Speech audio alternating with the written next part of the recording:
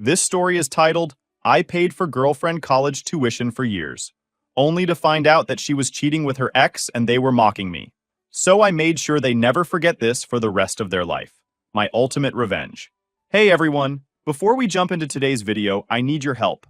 We've noticed the channel is losing some traction, and subscribing is one of the best ways you can support us. It's quick, free, and it helps us keep bringing you awesome content. Your support means the world. Let's keep this channel growing together. Thanks so much. Now let's start the video. Hi Reddit, I'm Daniel, 38 male. For 5 years, I was in a relationship with Mia, 28 female. On the outside, we looked like the perfect couple. We talked about marriage, kids, and building a future together. But sometimes life kicks you in the face when you least expect it. 2 years ago, Mia left her steady office job to pursue her dream of becoming a medical professional. I supported her 100%. I covered all the rent, bills, groceries, and even helped pay her tuition when her savings ran out. I didn't complain because I loved her, and that's what you do for the people you care about, right? I kept telling myself that every time I worked extra hours or skipped treating myself so she could chase her dream. I felt good being the one providing for her, but over time, that weight became harder to carry. Supporting Mia was more than just financial. I became her cheerleader, her emotional rock, and the person she vented to when classes got tough. At first, it felt rewarding. I'd listen to her stress about exams or demanding professors, always assuring her that she was capable and brilliant. I'd surprise her with little things to make her life easier, a meal ready when she came home, a care package during exam weeks, and once, even a handwritten note hidden in her backpack wishing her luck. But somewhere along the way, things started shifting. The gratitude I initially felt from her turned into expectation.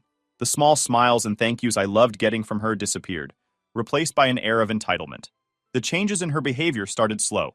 Late nights at school turned into library sessions, and then mysterious texts from classmates appeared. I brushed it off, telling myself I was overthinking.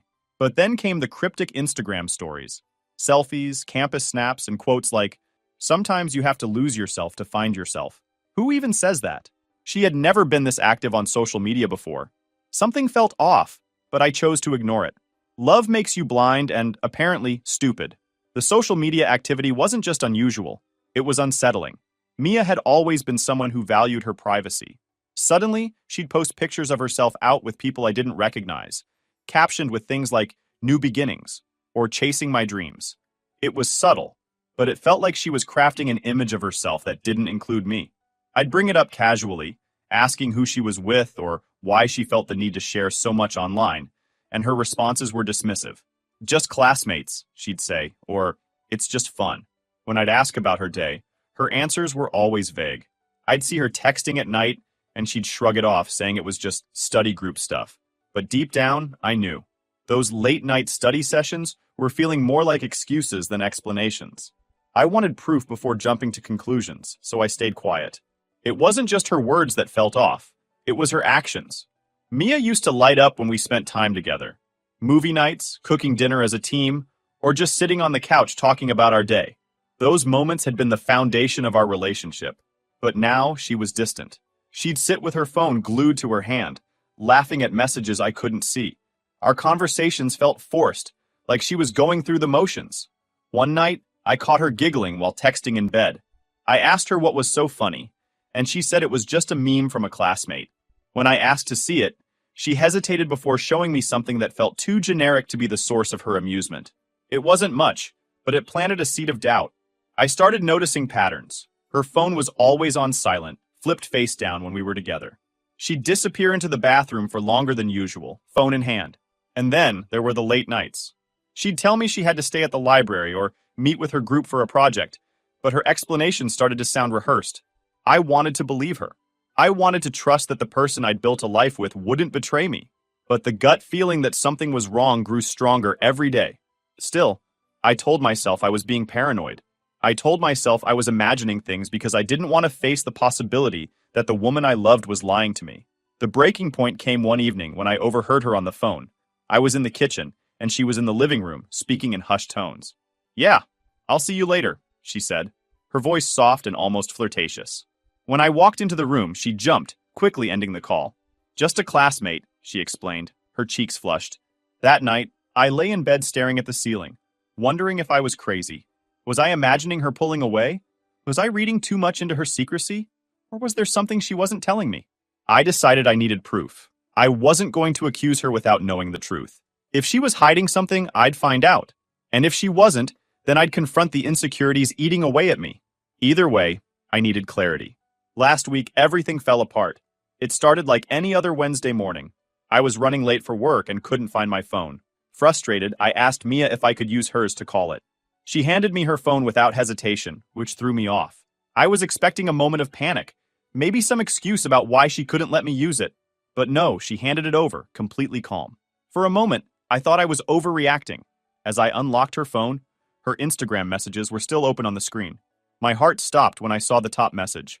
I can't stop thinking about last night. You make me feel things I've never felt before. My chest tightened. I told myself it was a misunderstanding, but curiosity got the better of me. I scrolled up. Each message I read was like another punch to the gut. It wasn't just flirting. It was explicit. They talked about how much they missed each other, how they couldn't wait to meet again. One message was from just a few nights ago. You looked so beautiful under the moonlight. The pit in my stomach grew deeper. This wasn't just some harmless texting. This was a full-blown affair. And also in one of the messages, they were mocking me. And then I saw his name. Alex. Her ex. The one guy she'd always said was a mistake, someone she had no intention of ever speaking to again. I felt like a fool. For years, I had supported her, trusted her, and given her everything I could, and here she was, throwing it all away for some guy who couldn't hold a candle to me. The final blow came when I saw a picture she sent him. It was a selfie she'd taken in our bedroom, wearing the pajamas I had bought her. The caption read, "Something to think about tonight." My head was spinning. Every overtime shift I'd worked, every sacrifice I'd made to support her dreams, felt meaningless in that moment. I handed her phone back without a word. She smiled at me, oblivious to the storm brewing inside me. "Thanks," she said casually. I nodded and left for work, my mind racing. At work, I couldn't focus. I replayed the messages in my head over and over. I wanted to confront her immediately, but I knew I needed to calm down. Confronting her in anger wouldn't solve anything. I needed to think this through. By the time my shift ended, I had a plan. When I got home that evening, Mia was in the kitchen cooking dinner. She greeted me with a kiss and asked how my day was. I forced a smile and mumbled something about being tired. She didn't suspect a thing. I sat at the table, watching her move around the kitchen, laughing at her own jokes and humming to herself. It made me sick. How could she act so normal when she was sneaking around behind my back? That night, as she slept beside me, I made a decision. This wasn't going to be a simple breakup.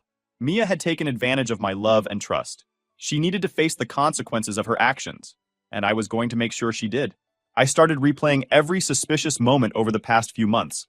The late nights, the dodgy explanations, the secrecy around her phone. It all made sense now. I wanted to rage, to throw her out of my apartment that instant, but I knew that would be too easy. She had betrayed me, disrespected everything I'd done for her, and I wasn't about to let her walk away without facing the fallout. This wasn't just about ending things, it was about reclaiming my dignity. I spent the rest of the night awake, formulating my next move. By morning, I knew exactly what I had to do. The next day, while Mia was out at school, I began packing her things. Every piece of clothing, every book, every little item that belonged to her. It all went into boxes. I wasn't reckless about it. I wanted to make sure she couldn't accuse me of breaking or throwing away her things. By the time I was done, her presence in the apartment had been reduced to a neat stack of boxes by the door. Next, I called a locksmith. I explained the situation, and though the guy on the phone seemed hesitant at first, he agreed to come out the following morning. The locks were going to be changed, and Mia wasn't getting back in without my permission. It felt symbolic, taking control of my space and shutting her out of it entirely. But changing the locks wasn't enough. I needed her to understand the depth of her betrayal. She'd taken my trust, my support, and my love for granted. Over the next few hours, I began going through our shared finances. Rent, groceries, tuition payments. I tallied it all up. The total was staggering. Seeing it laid out in black and white fueled my anger even more. She'd leeched off me for years while sneaking around behind my back. I also took the time to compile evidence. Screenshots of her messages with Alex, photos she'd sent him, and even the timestamps on her so-called study sessions. I saved everything onto a flash drive and backed it up on my laptop. If Mia tried to play the victim or twist the story, I was going to be ready. That evening, Mia came home, completely unaware of what was waiting for her. She walked through the door with her usual cheery smile, greeted me with a kiss, and started talking about her day. I could barely look at her. Every word out of her mouth felt like another lie. Finally, I interrupted her. "We need to talk," I said, my voice cold and steady. Her smile faltered. "What's wrong?" she asked, trying to sound concerned. I gestured toward the boxes by the door. "Your stuff is packed. You're not staying here anymore." Mia's eyes widened. "What are you talking about?" she stammered. I pulled out my phone and opened the screenshots of her messages with Alex. "This," I said, holding the screen up for her to see. "And this, and this." I flipped through the images, each one more damning than the last. Her face went pale. "I can explain," she whispered. I laughed bitterly. "Oh, I'd love to hear it. Explain how you were sneaking around with your ex while I was working overtime to support your dreams. Explain how you sent him pictures from our bedroom. Go ahead, Mia, I'm listening." She opened her mouth, but no words came out. For once, she had nothing to say. "That's what I thought," I said. "You need to leave. The locks are being changed tomorrow. Don't come back." Mia tried to argue, to beg, to cry, but I didn't budge. She'd made her choices, and now she had to face the consequences. By the time she left that night, carrying her boxes out to her car, I felt a weight lift off my shoulders. This was just the beginning of her fallout. The first step was social media. Mia had built this facade of being a hardworking, ambitious woman, chasing her dreams. Her posts were curated to make her look inspiring, full of those corny motivational quotes and pictures of her studying with a latte in hand. Meanwhile, behind the scenes, she was sneaking around with her ex and mooching off the man funding her entire life. I wasn't about to let her keep that shiny image. I posted a straightforward message to my account. People show you their true colors when you least expect it. Imagine supporting someone's dreams only to find out they're meeting their ex behind your back, using your home and your money. Let's not sugarcoat betrayal. I didn't tag Mia directly, but anyone who knew us, our friends, mutual acquaintances, her classmates, would connect the dots. I attached screenshots of her conversations with Alex, the photos she'd sent him, and even a shot of the receipt for her tuition payment. The reaction was immediate. Comments started flooding in, people DMing me to ask what happened or expressing their shock. Some people tried to defend her, but the evidence was too damning. And then came the best part. Mia herself commented, "I can't believe you're airing our personal life like this. This is childish and pathetic." I fired back with, "What's pathetic is sneaking around with your ex while pretending to be a victim. What's childish is using someone's money and trust while planning your next betrayal. Own up to your actions." The silence after that was deafening. Mutual friends who had always kissed up to Mia suddenly started unfollowing her. I heard through the grapevine that Jessica, a girl in her class who had always been competitive with Mia, screenshotted the post and shared it with their professors. Academic reputations are fragile, and Mia's was starting to crack. Meanwhile, I wasn't done with Alex either. The guy thought he could waltz back into Mia's life and undermine everything I had built? Wrong. I started digging into his history. It didn't take long to find a pattern. Unpaid debts, a string of failed relationships, and stories from mutual acquaintances about how he mooched off anyone who let him. Using a burner account, I sent anonymous messages to people in his social circles, attaching proof of his lies and debts. It wasn't long before Alex's reputation was as trashed as Mia's. He lost his job shortly after. Something about showing up drunk one too many times. Perfect. Once Mia was out of my apartment, I thought that would be the end of it, but I underestimated her sense of entitlement and sheer stupidity. Mia wasn't content to just lick her wounds and move on. She wanted to paint herself as the victim and make me look like the bad guy. Unfortunately for her, I was always a few steps ahead, and karma was just getting started. Mia's first move was to run to our mutual friends. She spun this sob story about how I blew things out of proportion and humiliated her. She claimed the messages with Alex were harmless, just old friends catching up, and that I had overreacted because I was insecure. For a minute, it seemed like some of our more gullible friends were buying into it. But then I dropped the screenshots. The ones with the timestamps, the explicit messages, and the selfies she'd sent him from our bedroom. That shut down the pity train real fast. "Are you seriously still defending her?" I texted one friend who tried to stay neutral. "Look at the evidence. She was cheating on me while I was paying her bills and supporting her dreams. You think that's okay?" That was the last time I heard from that particular friend. Others, thankfully, sided with me outright. They knew how much I had sacrificed for Mia and how much she had taken advantage of me. Slowly but surely, the truth spread, and Mia's reputation started to crumble. Meanwhile, Mia's actions were having ripple effects beyond just our social circle. Remember Jessica, The competitive classmate who was always gunning for Mia's spot as the teacher's pet? Well, Jessica got wind of what had happened, and she wasn't about to let an opportunity like this slip by.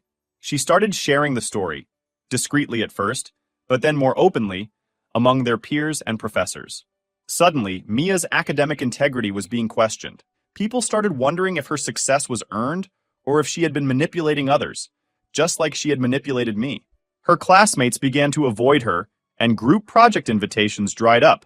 The professors didn't outright accuse her of anything, but the subtle shift in their attitudes was obvious. Mia, who once thrived on being the star pupil, found herself increasingly isolated. And then there was her family. I didn't have to do much to get them involved. They found out on their own. A mutual friend, likely someone tired of Mia's endless whining, mentioned the situation to her parents. Mia's dad was furious. From what I heard, he confronted her at home, demanding to know if the rumors were true. When she tried to downplay it, he pulled up the screenshots himself. "You've embarrassed yourself and this family," he reportedly told her. "Daniel worked his ass off for you, and this is how you repay him?" Her mom, who had always babied Mia, tried to defend her, but even she couldn't argue with the evidence. They gave her an ultimatum: shape up or find somewhere else to live. Mia, being the stubborn fool she was, decided to leave. She thought she could rely on Alex to pick up the pieces, but she was in for a rude awakening. Turns out Alex wasn't the knight in shining armor she thought he was. After losing his job, thanks to some misunderstandings with his employer that may or may not have involved a burner account and a well-timed tip from me, he was in no position to support anyone. The two of them ended up couch surfing at first, but even that didn't last long. Their friends got tired of the drama and the freeloading, and before long, Mia and Alex found themselves homeless. One evening, I was filling up my car at a gas station when I saw them. They were sitting in a beat-up car parked near the back of the lot, looking absolutely miserable. Mia was scrolling through her phone with a look of frustration, while Alex sat with his head in his hands. They didn't see me at first, but I made sure they did. I strolled past their car on my way to the store, making eye contact with Mia through the window. Her face turned bright red, and she quickly looked away. Alex didn't even lift his head. I didn't say anything, just smirked and kept walking.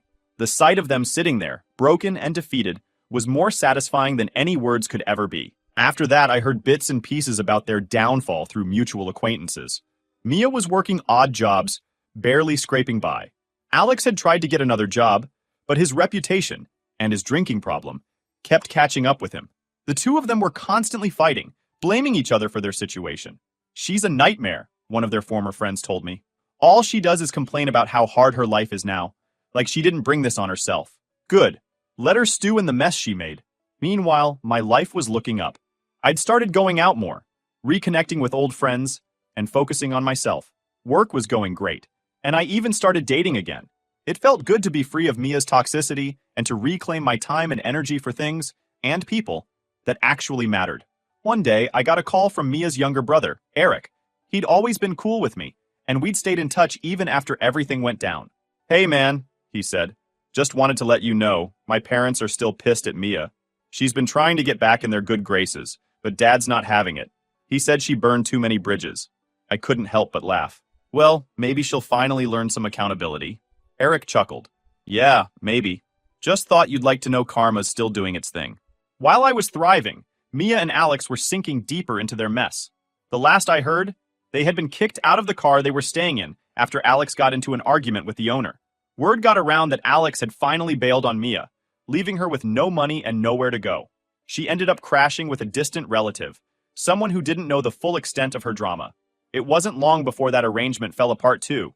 Mia's entitled behavior and constant complaints were too much for anyone to handle.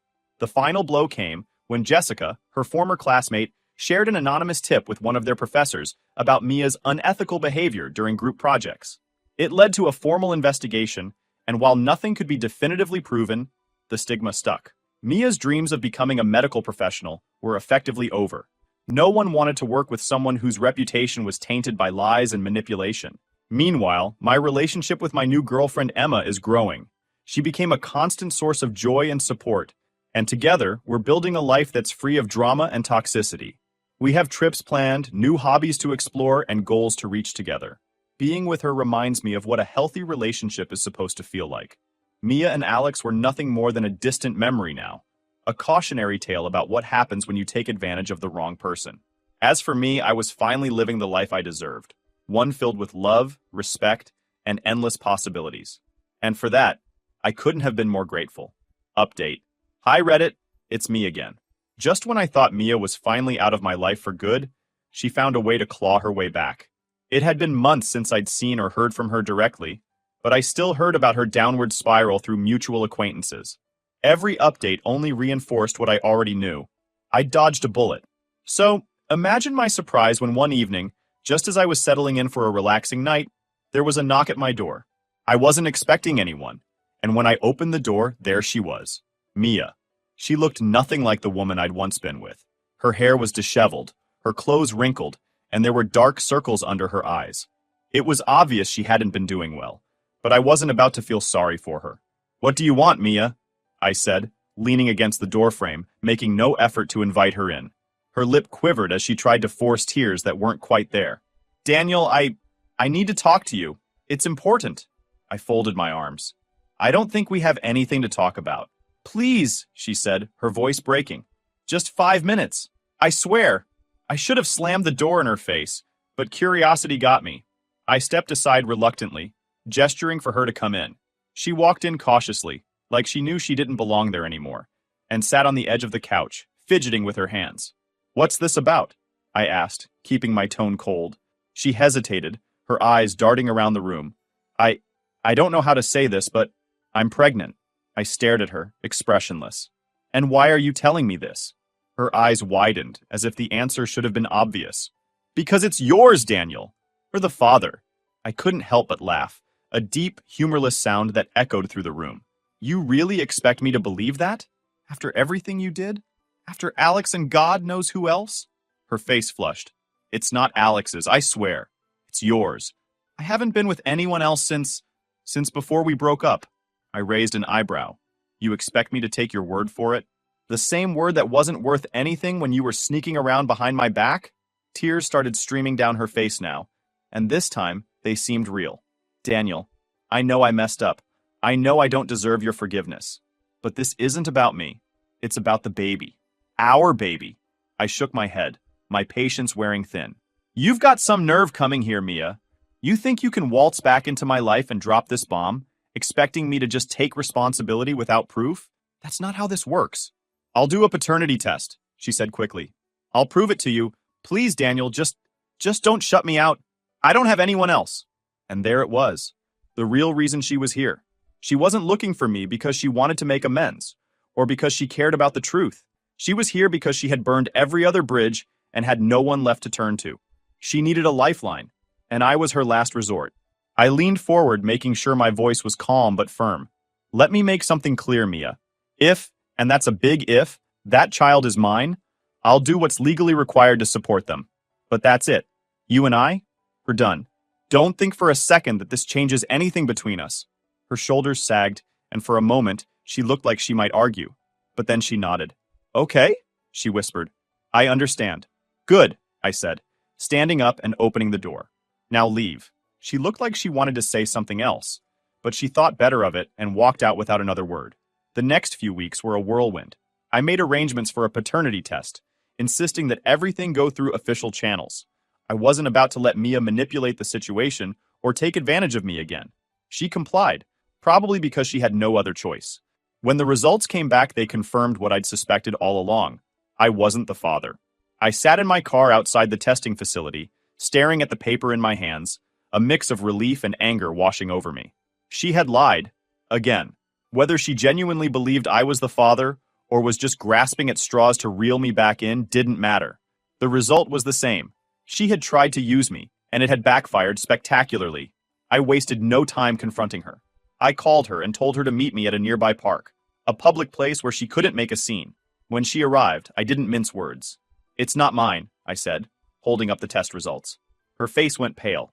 That's not possible," she stammered. "There must be a mistake." "There's no mistake," I said, my voice icy. "You lied to me, Mia. Again. And this time, you thought you could trap me with a fake pregnancy story. What the hell is wrong with you?" "I wasn't lying," she cried, tears streaming down her face. "I thought it was yours. Swear." "Save it," I snapped. "I don't care what you thought. The fact is, You dragged me into your mess for no reason. Do you have any idea how disgusting that is? She sobbed, her entire body shaking, but I didn't feel a shred of sympathy. This wasn't about her feelings.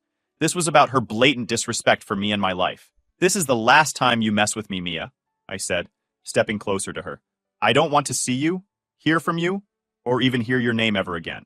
You're done. Do you understand me? She nodded, her sobs choking her words. But I didn't wait for a response. I turned and walked away, leaving her standing there in the middle of the park, a broken shell of the woman who had once thought she could control me. That was the last time I saw Mia. True to her word, or maybe out of sheer fear, she never tried to contact me again. Every now and then, I'd hear bits and pieces about her through mutual friends, but it was always the same story.